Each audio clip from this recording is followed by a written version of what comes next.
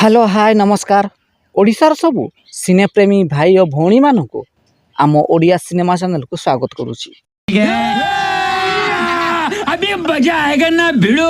आज कथा हबा ओडिया कॉमेडियन पप्पू पमपम को आगु को आसुथिबा नुआ सिनेमा विषय रे। ओडिया कॉमेडियन पप्पू पमपम तांको नुआ सिनेमार घोषणा कर देइछंती। तांको नुआ सिनेमार नाम हेउछि डस्टबिन। तेबे आपण जानिले आश्चर्य हेबे जे एही सिनेमार स्टोरी, स्क्रीन प्ले, संगीत निर्देशना एवं निर्देशना दायित्व रे निजे पप्पू पमपम अछंती। एमिति कि एही सिनेमार मुख्य भूमिका रे मध्य पप्पू पमपम अभिनय करिसंती।